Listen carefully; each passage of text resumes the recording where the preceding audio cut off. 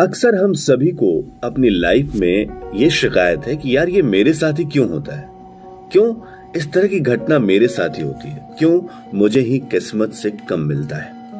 90.8 radio वर्षा पे मैं हूं पल्लव और आज की स्टोरी एक लड़के की, एक गरीब लड़के की। एक गरीब लड़का जो किसी भी तरह से अपने दिक्कत को सह के, परेशानियों को हल करके एक वक्त की रोटी जुटा पाता था। लेकिन जब भी वो लड़का खाने के लिए बैठता उसके पहले वो देखता कि उसका थोड़ा सा खाना चोरी हो गया है। एक दिन उसने रंगे हाथों चोर को पकड़ लिया। चोर से कहा कि यार तुम मेरा खाना क्यों चुराते हो, जाओ किसी अमीर का खाना चुराओ, मैं तो गरीब हूं, मुश्किल से एक वक्त की रोटी इकट्ठा कर पाता हूं। उस चोर ने कहा कि मैं केवल चोर ही नहीं हूं, मैं लोगों के चेहरे भी पढ़ लेता हूं, उसकी किस्मत भी देख लेता हूं। मैं ये जानता हूं कि तुम एक दिन बुद्ध से मिलोगे और जब तक तुम बुद्ध से नहीं मिलोगे तब तक तुम्हारी जिंदगी में इस तरह की मुश्किलें आती रहेंगी। जितना तुम्हारे हिस्से में है उससे तुम्हें कम मिलेगा, हमेशा तुम मुश्किलों में रहोगे। लड़के ने सोचा कि ये तो सही कह रहा है और उसने उसी दिन ये ठान लिया कि वो बुद्ध से मिलेगा। अब बुद्ध से मिलने के लिए वो रास्ते में चलने लगा। रास्ते में चलते चलते एक राजा रानी के दरबार में पहुंचा। राजा रानी बहुत अच्छे थे दिल के।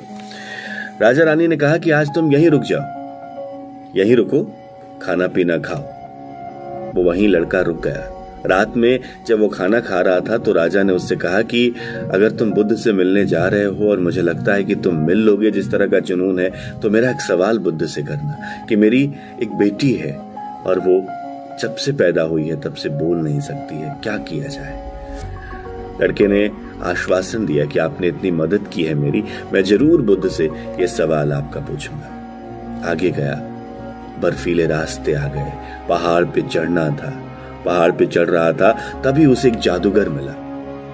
जादूगर ने कहा कि चलो मैं तुम्हें रास्ता बता देता हूं, तुम जवान हो, मैं तो 100 साल का हो गया हूं, मैंने लोगों की काफी मदद की, जादू दिखा के केवल पैसे ही नहीं कमाए, लोगों की मुश्किलों में उसके काम भी आया हूं, मैं तुम्हें रास्ता बता देता हूं, लेकिन मेरा एक सवाल बुद्ध से जरूर करना।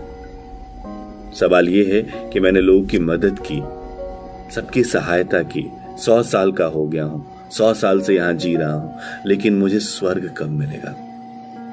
लड़के ने कहा कि आपने मेरी इतनी मदद की है, रास्ता दिखाया है, मैं जरूर आपके सवाल को पूछूंगा। आगे बढ़ा, अब बुद्ध के करीब ही पहुंचने वाला था। तभी एक कछुआ दिखा जो लगभग 500 सालों से वहां बैठा हुआ था। कछुए ने कहा कि आओ मेरे पीठ पे बैठ जाओ, मैं तुम्हें चलो बुद्ध के यहां पहुंचा देता हूं।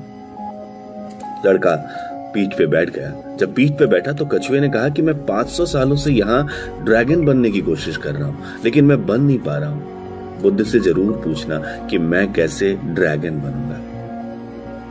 आगे लड़का पहुंचा तो बुद्ध का दरबार लगा हुआ था। हजारों की भीड़ थी, लोग अपने सवाल के साथ बुद्ध के सामने खड़े थे। अचानक बुद्ध के मुंह से निकला कि मैं एक ही व्यक्ति का जवाब दूंगा जो 3 सवाल मुझसे पूछ सकता है, और लड़के को आगे बुला लिया। अब लड़के के पास 3 सवाल तो उनके थे जिन्होंने रास्ते में उसकी मदद की थी, और एक सवाल खुद का था। अब क्या करे लड़का, अपना सवाल पूछे, किसका सवाल छोड़े। फिर उसके मन में ख्याल आया कि वो लड़की जो जन्म से ही गूंगी है, बोल नहीं सकती, वो जादूगर जो 100 साल जी चुका है लेकिन उसे स्वर्ग की प्राप्ति नहीं हो रही, मोक्ष की प्राप्ति नहीं हो रही, और वो कछुआ जिसने ऐन वक्त पे इतने दुर्गम रास्ते पे उसकी मदद की, वो ड्रैगन बनना चाहता है, 5 साल से वहीं फंसा हुआ है।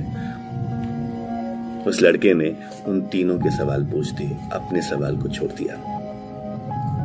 बुद्ध ने कहा कि उस कछुए से कहना कि वो अपना खोल छोड़े तब वो ड्रैगन बनेगा, वो खोल से निकले बाहर तब तो वो ड्रैगन बनेगा।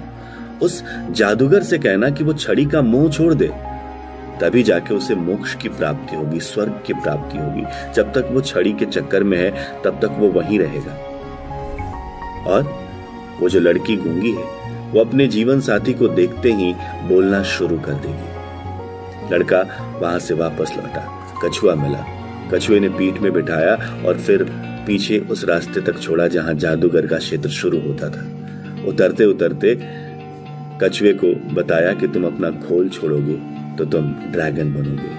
कछुआ ने जैसे ही खोल छोड़ा, उसे एक मणि उसके अंदर मिली। वो मणि उसने उस लड़के को दिया और वो तुरंत ड्रैगन बन के उड़ गया। जादूगर के पास पहुंचा। जादूगर को कहा कि तुम्हारी छड़ी ही तुम्हारे मोक्ष के बीच में बाधा है, जिस छड़ी को छोड़ो तो मोक्ष के प्राप्त कर लोगे। उस जादूगर ने वो छड़ी उस लड़के को थमा दी, उसके नाम कर दी और स्वर्ग चला गया। जब वो राजमहल में पहुंचा तो वहां उसकी नजर उस खूबसूरत लड़की पे पड़ी, जो उसको देखते ही बोली, तुम वही हो ना जो रात में आए थे। लड़के को उसके जीवन साथी के रूप में वो लड़की मिल चुकी थी। यानी उस लड़के को सब कुछ मिला, लेकिन उसके लिए उसे छोड़ना पड़ा अपने क्वेश्चन को, अपनी इच्छा को। तब जाके उस लड़के को वो सब कुछ मिला जो वो चाहता था। जैसे कछुए को खोल छोड़ना पड़ा, जादूगर को छड़ी छोड़नी पड़ी, लड़के को अपना क्वेश्चन छोड़ना पड़ा। ठीक हमें भी अपनी लाइफ में कुछ ना कुछ छोड़ना पड़ता है, और किस्मत मुश्किलें उन्हें ही देती हैं जो उस काबिल होते हैं, जो उस मुश्किल से वो रास्ता निकाल लें जिससे वो और आगे बढ़ सके। इसलिए आपकी जिंदगी में जो मुश्किलें हैं वो कहीं ना कहीं आपके लिए मौके हैं। चलिए बिंदास मॉर्निंग की शुरुआत करें।